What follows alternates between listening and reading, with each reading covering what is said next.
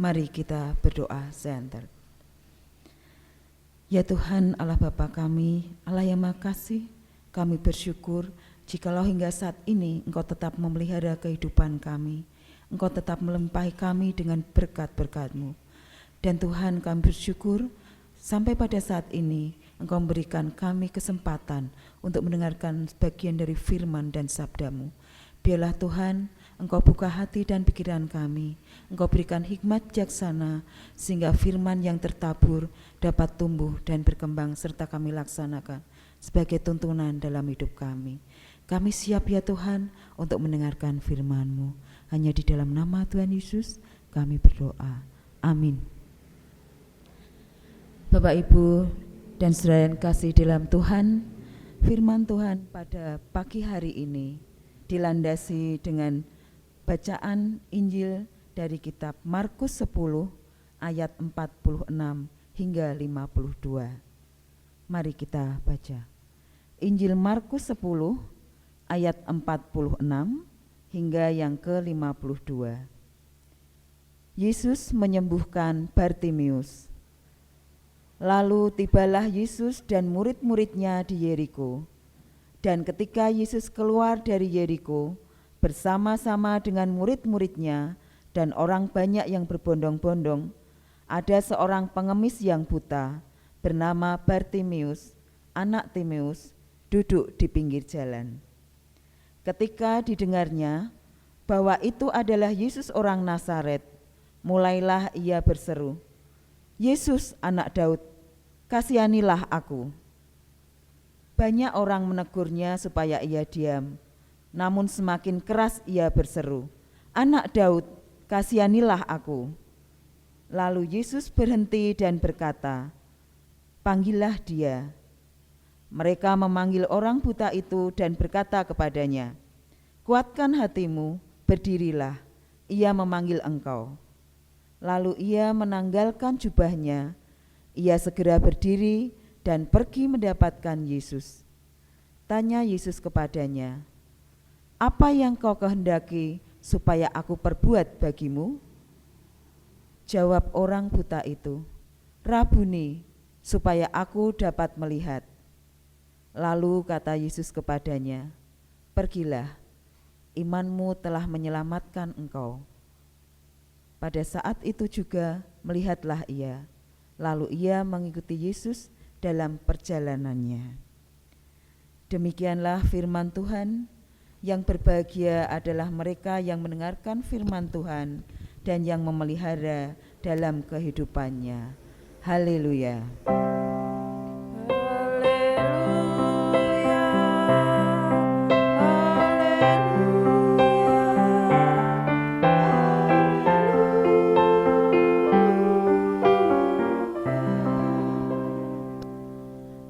Selamat pagi Bapak Ibu dan jemaat yang terkasih.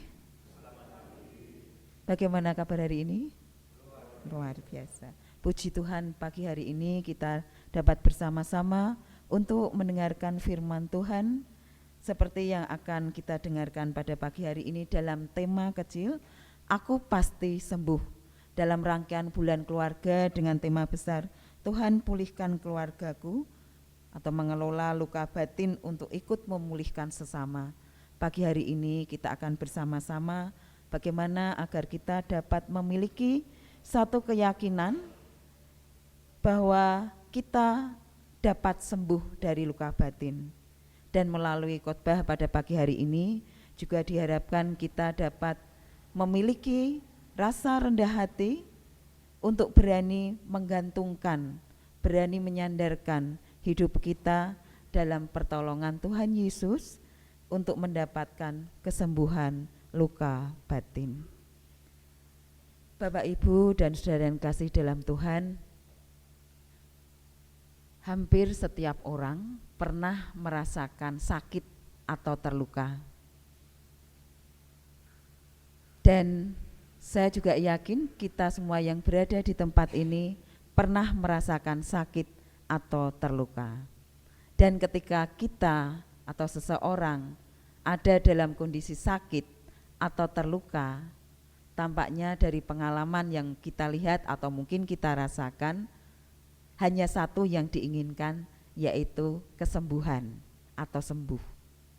Kadang kalau kita melihat orang yang sakit, mau ditanya pengen makan apa, tidak pengen apa-apa. Apalagi mau ditanya pengen pergi kemana, tidak mau pergi kemana-mana. Satu-satunya yang diinginkan bagi orang yang sakit atau terluka adalah kesembuhan yang utama. Dan dalam upaya mencari kesembuhan, kita seringkali kemudian mengupayakan beberapa hal, baik secara medis, dengan obat-obatan, pergi ke dokter untuk mendapatkan kesembuhan. Nah, setiap orang yang mengalami sakit atau terluka memiliki keinginan besar untuk sembuh, tetapi banyak orang memiliki respon yang berbeda ketika ada dalam kondisi sakit. Ada yang orang sakit ingin sembuh, tetapi tidak mau berusaha untuk mencapai atau berupaya mencari kesembuhan. Ada orang yang sakit menginginkan sembuh dan dengan segenap upaya, usaha yang besar, melakukan berbagai hal untuk mendapatkan kesembuhannya. Tetapi kadang juga ada orang yang sakit tapi tidak mau mengakui kalau dirinya sakit. Ada orang yang sakit tetapi menutup-nutupi kalau dirinya sedang sakit.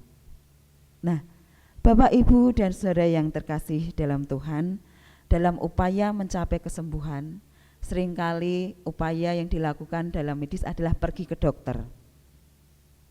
Dan ketika mungkin kita punya pengalaman ketika pergi ke dokter, sebelum kita diberikan resep obat atau diberikan perlakuan khusus atas penyakit kita selalu ditanya-tanya. Apa yang Bapak Ibu rasakan? Apa kebiasaan sehari-hari yang mungkin kita lakukan yang menyebabkan kita sakit dan lain sebagainya. Dan terkadang banyak di antara orang yang sakit, pasien, ketika ditanya-tanya oleh dokter itu merasa ribet atau malas atau tidak mau terbuka, entah karena takut, entah karena malu, sehingga ketika dokter bertanya untuk mendiagnosa penyakit, kadang dalam pikiran kita inginnya gampang, saya ke dokter ingin sembuh, biar dokter yang menemukan penyakitnya. Ketika kita ditanya, jarang kita terbuka atau sering kita menutup-nutupi keluhan kita, kebiasaan kita yang tidak baik, dan lain sebagainya.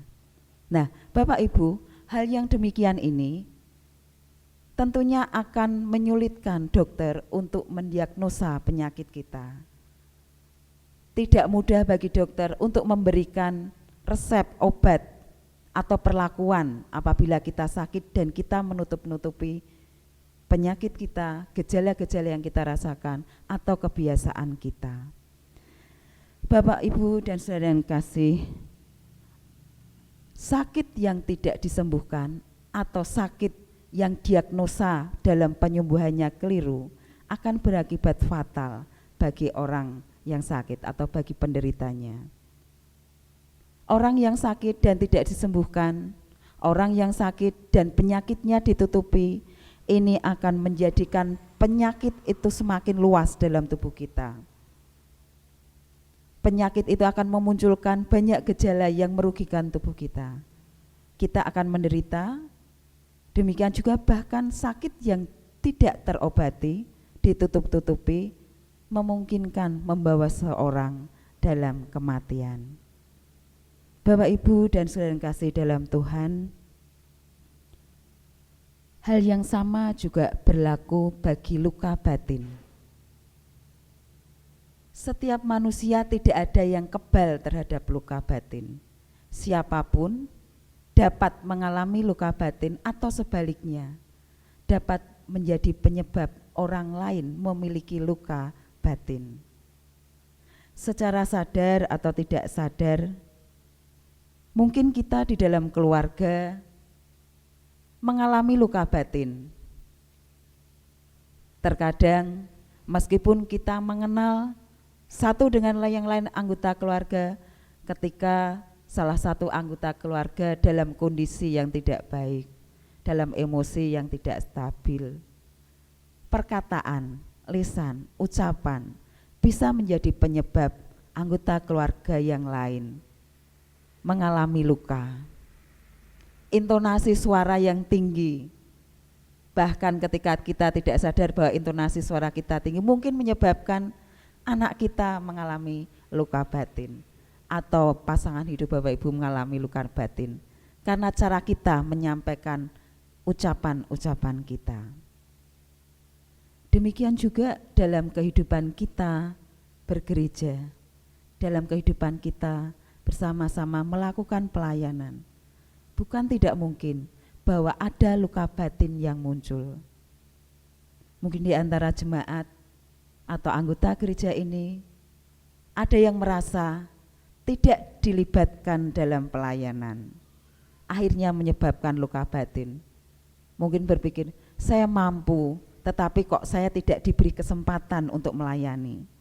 Saya bisa menyanyi, tapi kok tidak diberi kesempatan menjadi kantoria. Saya mampu menyampaikan firman Tuhan, saya sudah punya pengalaman berbicara di hadapan orang banyak, tetapi kok saya tidak dijadwal untuk menyampaikan firman Tuhan. Mungkin ini juga bisa menjadikan penyebab luka batin, atau di antara kita mengalami luka batin.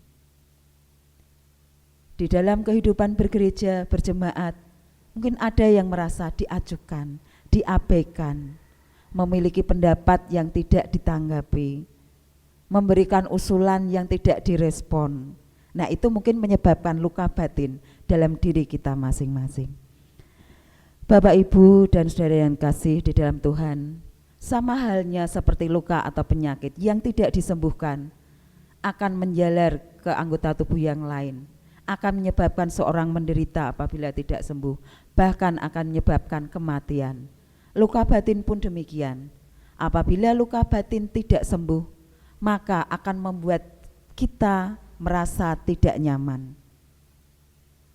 Mungkin akan membuat kita sering merasa bahwa orang lain selalu akan menyakiti hati kita.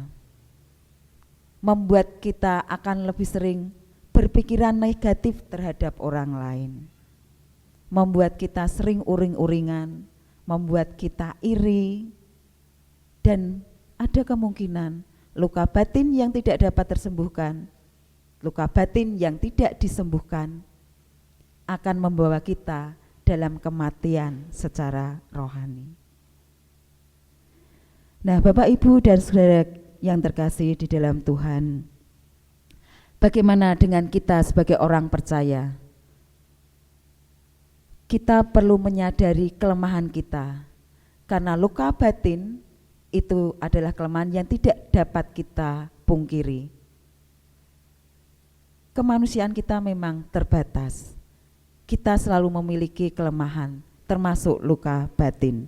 Kita sadari atau tidak, setiap orang memiliki luka batin, entah yang disebabkan oleh pengalaman masa lalu ataupun kejadian-kejadian masa kini membuat kita dapat mengalami luka batin. Sebagai orang percaya, menyadari, terbuka bahwa kita mengalami luka batin dan memohon pertolongan Tuhan untuk mendapatkan kesembuhan, itulah hal yang bisa kita lakukan. Bagaimana orang percaya bisa sembuh dari luka batin? Belajar dari sosok Bartimius dalam bacaan yang telah kita dengarkan dan kita baca bersama tadi, kita pasti bisa mendapatkan kesembuhan dari luka batin. Bapak, Ibu, dan saudara yang kasih, dalam bacaan Markus 10 ayat 46 sampai dengan 52 tadi, kita telah membaca bersama bagaimana sosok seorang Bartimius yang mendapatkan kesembuhan dari kekurangan, dari keterbatasan yang dia miliki. Bartimius yakin bahwa Yesus adalah Mesias.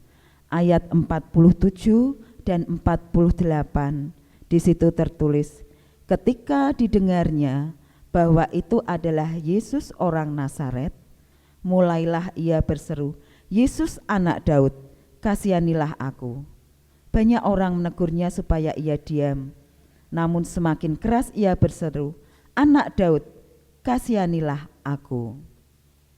Ketika orang-orang di sekitarnya menyebut Yesus hanya dengan sebutan Yesus orang Nazaret, maka Bartimius tidak memberikan sebutan sebagai Yesus dari Nazaret, tetapi Bartimius menyebut Yesus sebagai Yesus anak Daud. Ini merupakan keyakinan dari Bartimius bahwa Yesus adalah Mesias yang mampu menyelamatkannya. Keyakinan bahwa Yesus adalah penyembuh yang mampu mengatasi kekurangannya. Bapak, Ibu, dan saudara yang kasih, dengan keyakinannya Bartimius percaya bahwa Yesuslah Mesias, sementara orang di sekitarnya hanya mengenal Yesus sebagai Yesus orang dari Nazaret. Keyakinannya itu bahkan tidak goyah dan tidak berkurang meskipun terhambat oleh orang-orang di sekitarnya yang saat itu mengelilingi dan mengikuti Yesus. Meskipun Bartimius ditegur untuk tidak berteriak-teriak, untuk berhenti berkata-kata, justru Bartimius ini semakin yakin. Bartimius semakin keras memanggil nama Yesus sebagai Yesus anak Daud dengan keyakinan bahwa dialah Mesias. Bapak, Ibu, dan saudara yang kasih di dalam Tuhan, kadang dalam kehidupan kita sering lupa bahwa kita memiliki Allah yang Maha Kuasa, bahwa kita memiliki Yesus yang telah memberikan janji keselamatan pada kita. Seringkali ketika kita adalah dalam kondisi sakit, termasuk mengalami luka batin, kita lupa bahwa Yesus mampu menyembuhkan. Kita lupa dengan iman keyakinan kita. Seringkali kita malah mengandalkan kekuatan kita. Kita mengandalkan kekuatan manusia kita untuk mendapatkan kesembuhan. Pagi ini kita diingatkan melalui Bartimius bahwa keyakinan yang utama bahwa Yesus adalah Mesias, itulah kunci kesembuhan dari luka batin. Meskipun Bartimius memiliki kekurangan, karena diceritakan bahwa Bartimius ini adalah pengemis yang buta, dia disabilitas, tidak dapat melihat, tetapi mata rohaninya justru dapat melihat siapa Yesus sebenarnya. Bapak, Ibu, dan saudara yang kasih, inilah pelajaran yang diberikan dari sosok Bartimius. Kadang kita hanya mengandalkan kekuatan jasmani kita, kita mengandalkan kekuatan diri kita, tetapi kita tidak mau melihat sosok Yesus dengan mata rohani kita. Kadang kita lupa bahwa Yesuslah sumber kekuatan kita, sumber penyembuh kita. Bapak, Ibu, dan saudara yang kasih dalam Tuhan, bagaimana Bartimius mendapatkan kesembuhan terlepas dari luka batinnya, dan juga dalam cerita ini dari kekurangannya secara jasmani. Karena kerendah hatiannya, Bartimius dengan jujur, dengan rendah hati terbuka di hadapan Yesus, mengakui keterbatasannya, mengakui kelemahannya, mengakui kekurangannya. Dan dengan rendah hati dia memohon, dia mempercayakan hidupnya kepada Yesus. Jika diceritakan dalam narasi yang telah kita baca bersama, Bartimius menemui Tuhan Yesus dengan menanggalkan jubahnya. Ini adalah bukti, jubah adalah simbol sebagai harga diri. Ketika Bartimius menghadap Tuhan, dipanggil Tuhan, siap menghadap, mendekat pada Tuhan, Bartimius menanggalkan jubahnya. Bartimius merendahkan dirinya di hadapan Tuhan, mempercayakan semua kehidupannya di hadapan Tuhan. Bapak, Ibu, bagaimana dengan kita? Kadang kita untuk menghadap kepada Tuhan itu masih tawar-menawar. Padahal kita adalah orang yang memiliki banyak kekurangan. kita memiliki banyak keterbatasan, tetapi kadang kita lupa bahwa kita terbatas. Di hadapan Tuhan kita siapa? Kadang kita masih tawar-menawar.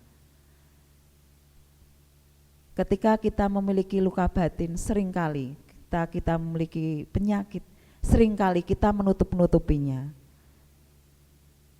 Kita lupa bahwa Allah kita, Allah yang Maha Tahu sebenarnya. Kita hanya diajarkan melalui Bartimeus, kita hanya dituntut untuk datang ke hadapan Tuhan dengan jujur, dengan merendahkan diri, karena kita yang memohon. Ketika kita terbatas, ketika kita memiliki kekurangan, pasti Tuhan mampu untuk mengatasi. Tuhan mampu menolong kita, memberi kekuatan pada kita untuk menyembuhkan luka batin kita. Bapak, Ibu, dan saudara kasih, sosok Bartimeus juga mengajarkan kepada kita bagaimana untuk mendapatkan pertolongan Tuhan, mendapatkan kesembuhan dari luka batin. Kita diajarkan untuk berupaya keras, dengan gigih berusaha memperoleh kesembuhan dari luka batin. Ketika Bartimeus mencari-cari posisi Yesus karena Bartimeus buta, Bartimeus hanya mengandalkan pendengarannya. Berpedoman pada suara di sekitarnya, Bartimeus sulit untuk mendekati Yesus. Kita mungkin dapat membayangkan bagaimana hambatan yang begitu besar ketika Bartimeus dalam kondisi buta. Yesus ada di tengah-tengah orang yang banyak sekali, dan Bartimeus ingin mendekat atau ingin mendapatkan kesembuhan dari Yesus. Bartimeus berteriak-teriak, banyak hambatan, sehingga orang-orang juga banyak menegurnya, atau dengan bahasa lain memarahi, karena merasa terganggu dengan teriakan Bartimeus dalam upaya untuk mendekat atau mencari perhatian dari Tuhan Yesus.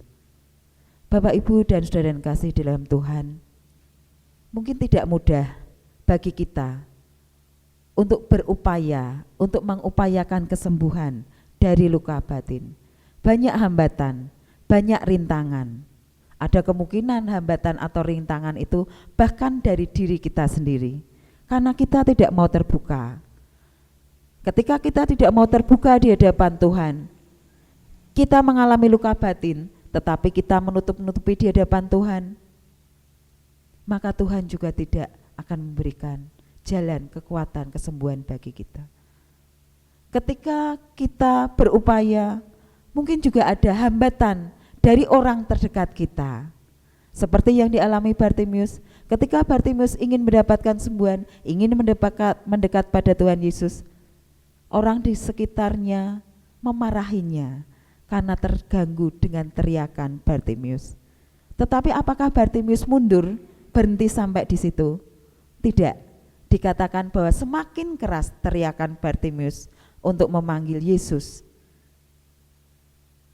Bapak, Ibu, dan saudara yang kasih dalam Tuhan, kegigihan untuk berupaya, tidak berputus asa, selalu tetap mengandalkan dan mendekat pada Tuhan Yesus.